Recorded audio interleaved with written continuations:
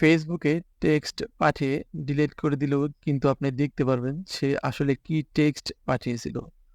অনেক সময় আমাদের ফ্রেন্ডরা টেক্সট পাঠিয়ে সেটা আবার ডিলিট করে দেয়। তখন কিন্তু আমরা দেখতে পারি না যে এখানে সে কি টেক্সট পাঠিয়েছিল। তো কিভাবে সেই টেক্সটগুলো আপনি দেখতে পারবেন এই পুরো প্রসেসটাই স্টেপ বাই স্টেপ ফলো করেন। এখানে কিন্তু ২ টা আইডি। একটা ফেসবুকে একটা আইডি লগইন করা এবং মেসেঞ্জারে আরেকটা আইডি লগইন করা। ঠিক আছে? তো আমি প্রসেসটা দেখাচ্ছি।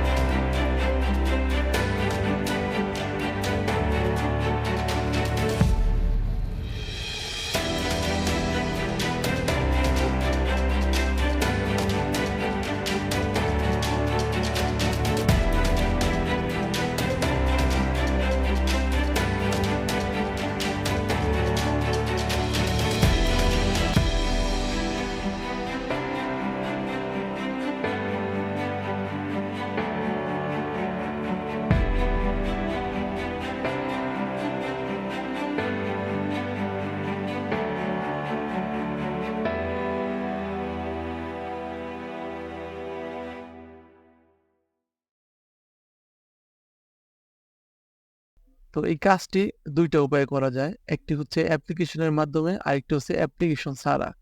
তো অ্যাপ্লিকেশন ছাড়া করলে কি হয়? অনেক ফোনে কাজ করে, আবার অনেক ফোনে কাজ করে না। সেজন্য মূলত আমি অ্যাপ্লিকেশন দিয়ে দেখালাম। তো অ্যাপ্লিকেশন যেটা, এটা সব ফোনেই কাজ করে। এইভাবে অ্যাপ্লিকেশনটি সেটআপ করে মোবাইলে ইনস্টল করে রাখবেন।